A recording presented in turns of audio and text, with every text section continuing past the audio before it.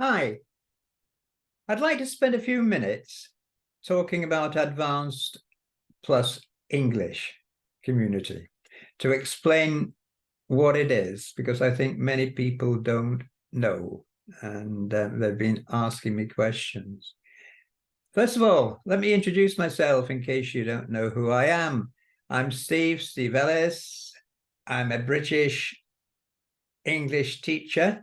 I live in England, having returned here after over 20 years working overseas, and I love teaching. I wish I'd started it long ago, but before then I worked in business management. I was a senior manager and a Royal Marine.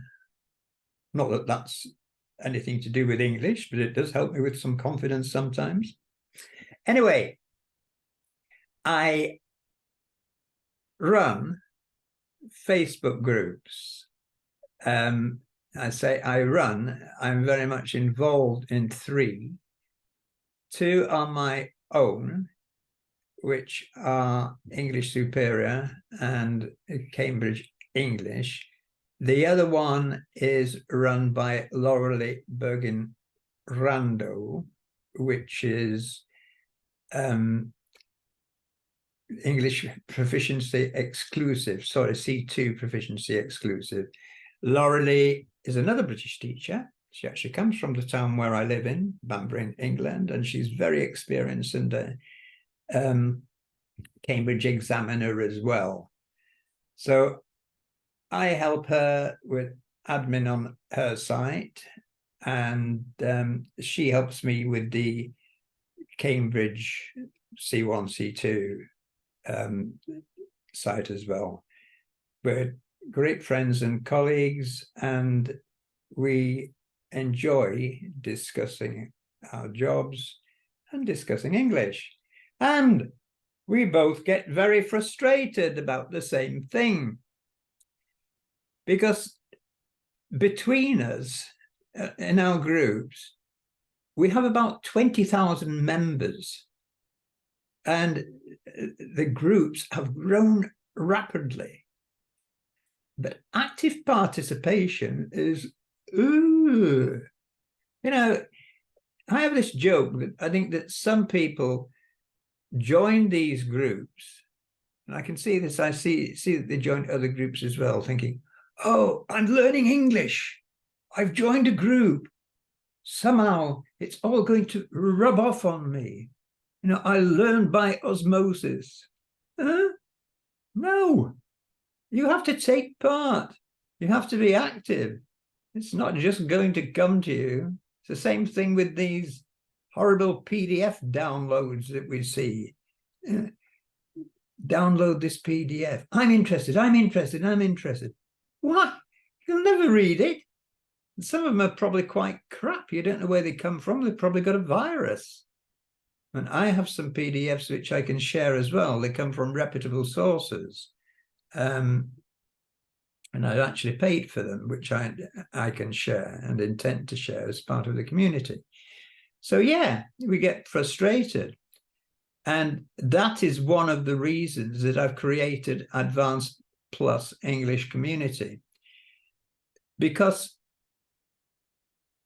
although I'm teaching online and I thoroughly enjoy it, I've got some lovely students. Apart from some Ukrainian beginners, all my students are C2 and proficiency. But I do miss actually being on my feet as well and in the classroom and talking to more English learners. I get a kick out of it. That's an idiom, to get a kick out of. I enjoy it. I don't get chance in the Facebook groups. I do seem to spend a lot of time there answering questions from the quizzes we do, and I'm glad that some of you do take part. But people don't seem to have a lot of time to do more than just that. You know, if it's more than one page, if it's even a short video, then they don't do it. I can appreciate it to some extent. We're all short of time. We're working. We don't have time to do it.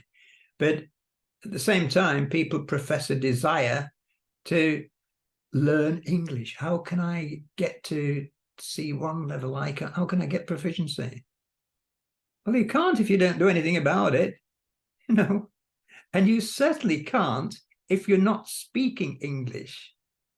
And that's one of the big reasons for creating this community, to give you an opportunity to chat, not just to me, but to other learners as well, and to chat using Zoom.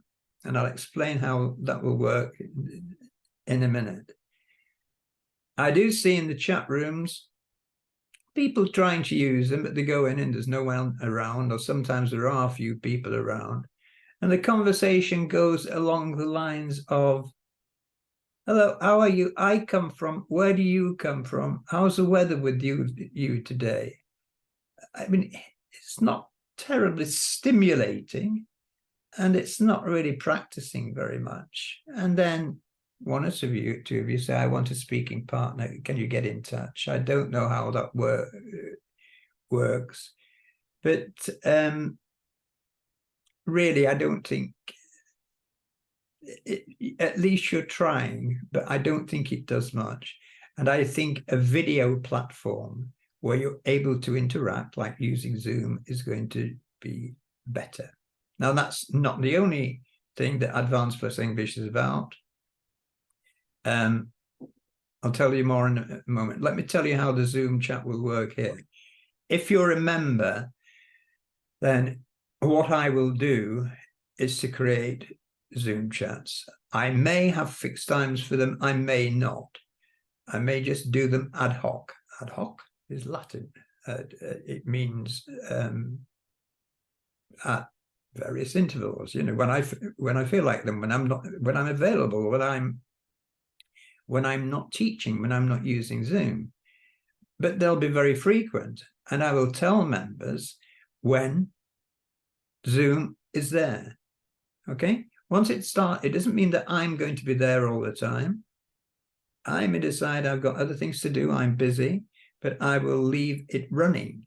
And Zoom have introduced a super new feature that I don't have to turn it off. I can disappear and leave it if there's a few of you chatting, and you can chat between yourselves. I can even put someone in charge. I don't mean to control the discussion, but to admit new members, and more members to come in and so on. So I think that would be great. And I can keep it going for a long time. I can send notifications out. If you remember, say Zoom is operating now, come and join it. I send you a password. Always difficult sending passwords out, but if you remember, then I can easily send you the Zoom password, and you know how to join. So that's what the Zoom chat is all about. As well as the Zoom chat, they'll show you later, there's usual chat, you know, where you type, where you can use, where you can talk about different topics. So that's one of the main features which I think will be advantageous to you. Let's have a look at what else I say on the site. This is about me. I've told you about me. But what I do say, that being here, the Advanced Plus English community, the key word is community, and it's about integration, interaction, communication. And that you don't only do courses with videos, but you chat to me and to each other. So instead of you asking me questions sometimes, which happens in the Facebook group, if I'm in chat, if I'm in Zoom, you're able to ask me. Sometimes it's easier, certainly quicker, to give an explanation using video. How does it work? Well, you'll have workshops, Zoom, members chat, including Zoom, which I've talked about, courses. I'll show you more about those in a moment, and books. The books various books come as part of the courses, such as Cambridge Phrasal Verbs in Use and Advanced English Practice. Let's go back up. Let's have a look at the courses. Okay, the 5 courses: grammar and vocabulary. I'm going to come back to that in a moment. Lexical chunks. If you don't know what lexical chunks are, they're expressions, and they are so important at C1 and especially at proficiency level. They include fixed expressions, phrasal verbs, collocations, and idioms, and we use them all the time. Whichever country you come to, you also have them as well. We learn our language, English, when we're kids, not by learning grammar. No idea what grammar is. We're here by listening to our parents and other adults, and we start using these chunks of language. And sometimes the grammar, and we get the grammar wrong when we're little, but sometimes they're not. They're phrases, fixed expressions could be, as a matter of fact, well, I wouldn't have thought so. Well, in my opinion, well, you can say what you like. Okay, none of those are phrasal verbs, collocations, or idioms. They're just fixed expressions. Now, the reason I put phrasal verbs, collocation, idioms separately is in those sections I concentrate specifically on those 3 categories. In lexical chunks, I don't concentrate on phrasal verbs. I concentrate on conversation, which may include phrasal verbs, collocation, and idioms. You don't have conversations which include all phrasal verbs or all collocations or all idioms, do you? It's a mixture, right? And they're important. Proficiency levels, especially. You can't get away with just grammar and vocabulary if you want to sound like a native speaker. I have a bee in my bonnet about this. Bee in my bonnet, if you don't know the idiom, if you think of a bonnet and you've got a bee inside it, it's going to irritate you. It's going to, ooh. What it means is you've got an obsession. You've got a thing about it. Something else would say you've got a thing about it. The reason I've got a thing about it is that when I was working abroad in countries with local English teachers who were very good, and we had great relationships, sometimes I'd say things which went right over the head. Over the head is an idiom, right?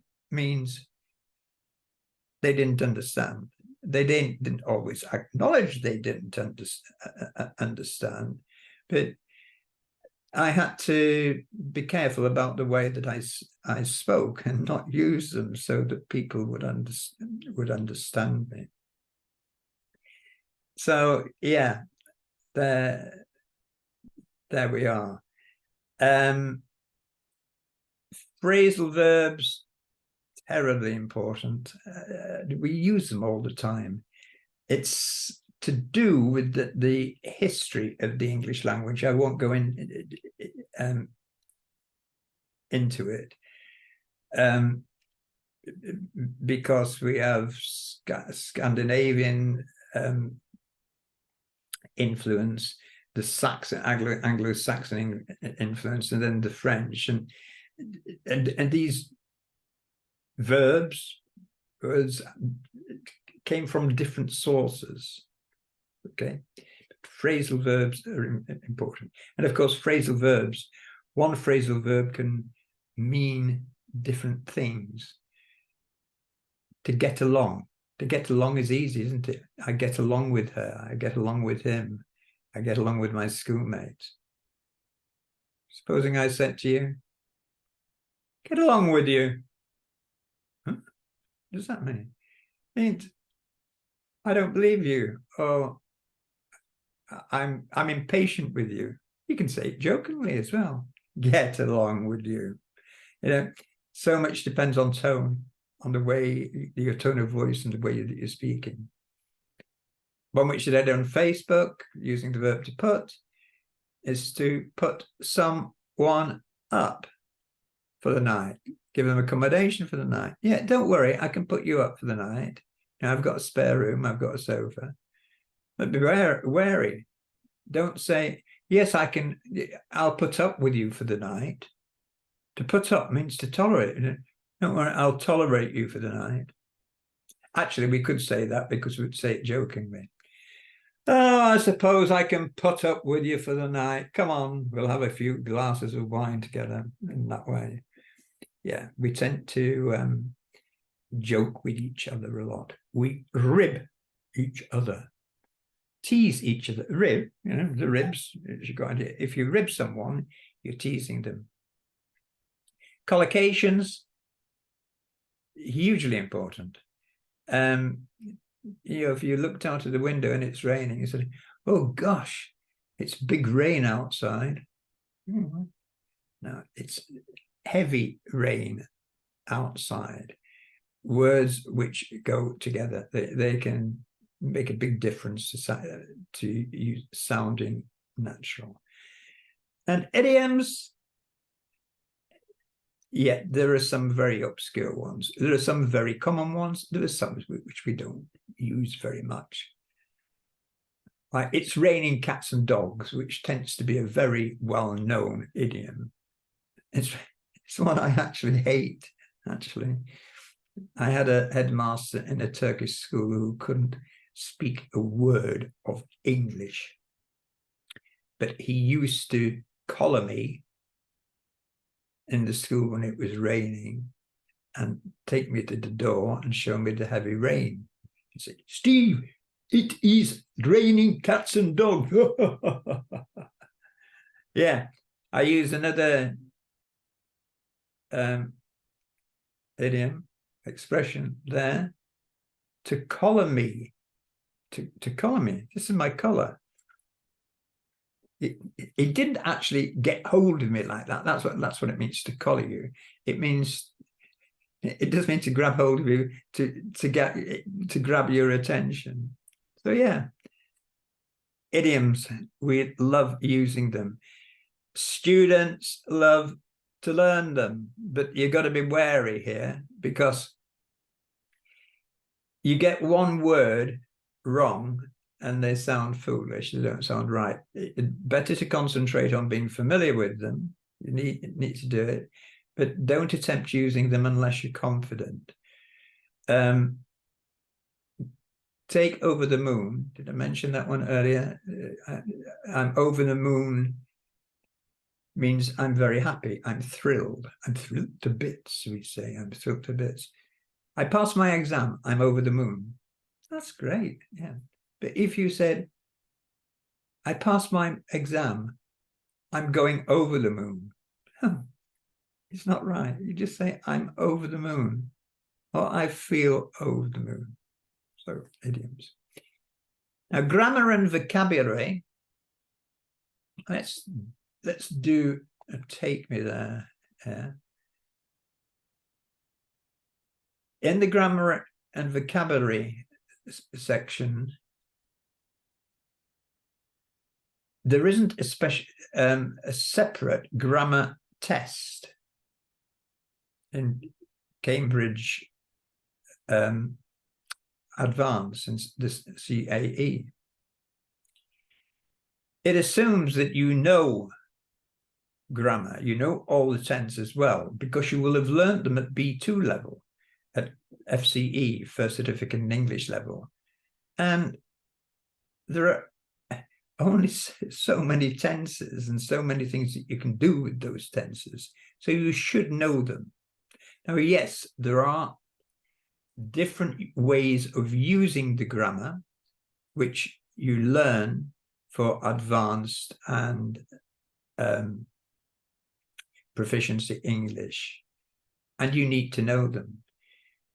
you need to know them for writing, okay? But there isn't a separate test on grammar. What you do need to use to know the grammar for is when you're doing the reading and use of English, because there may be, the way that grammar is used may be different. What is required is an expansive knowledge and familiarity with vocabulary. So vocabulary in this part of it is just as important as grammar. And in this course, we'll be doing a lot of vocabulary, which words fit, according to the words which are before them, the prepositions that are used, and so on. So Cambridge Advanced Reading and Use of English is fun. There's lots of exercises. Let's just go back.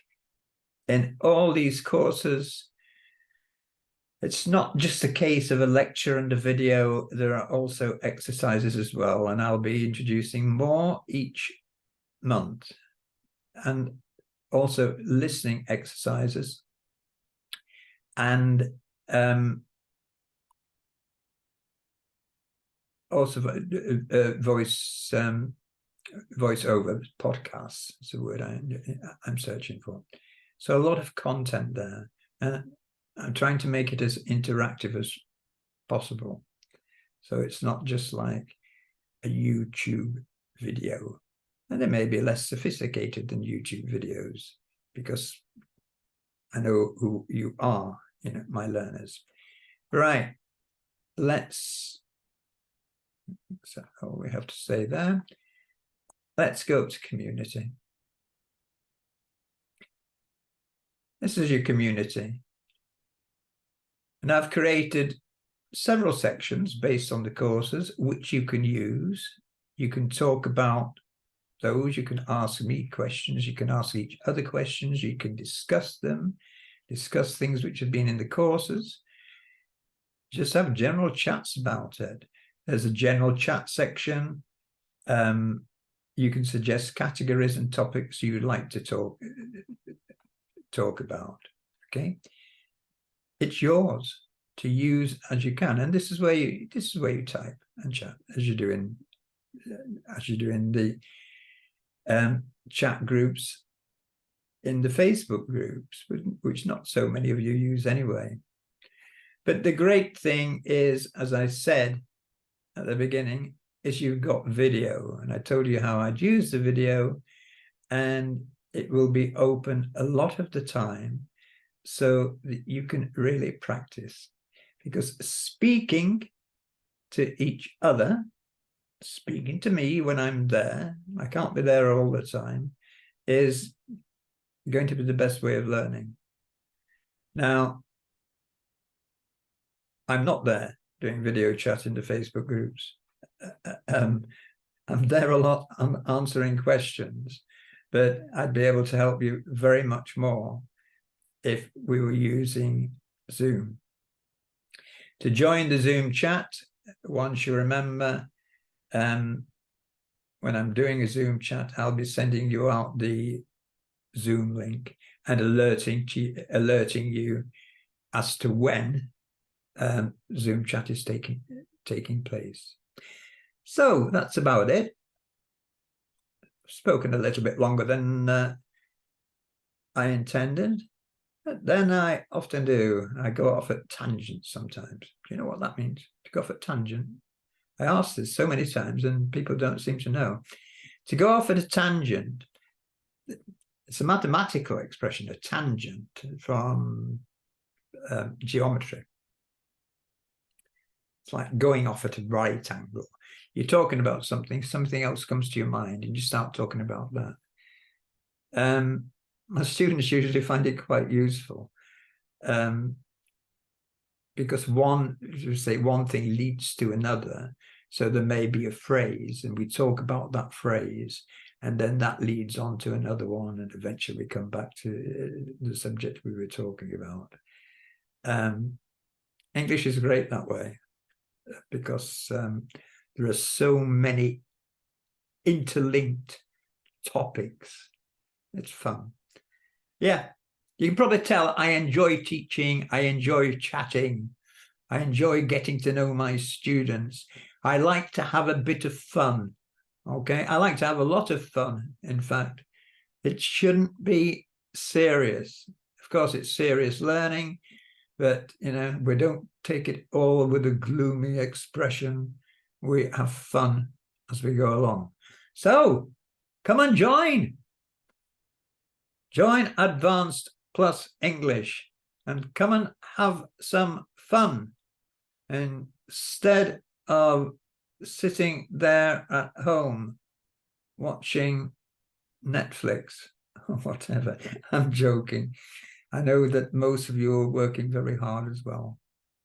Okay, I shall say goodbye for now, and I hope to speak to some of you soon. Bye-bye.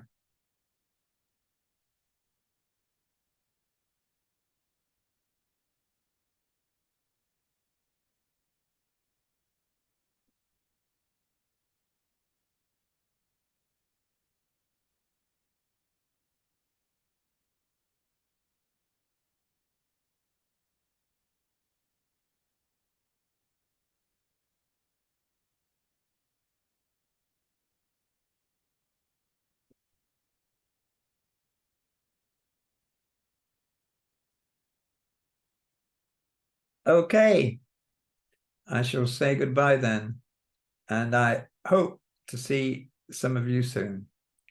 So for Bana. Okay, I shall say good. Okay, that's a lot from me. Okay, that's it. I do hope you join Advanced Plus English, and I'm really hoping to chat with some of you soon. So bye for now. Take care.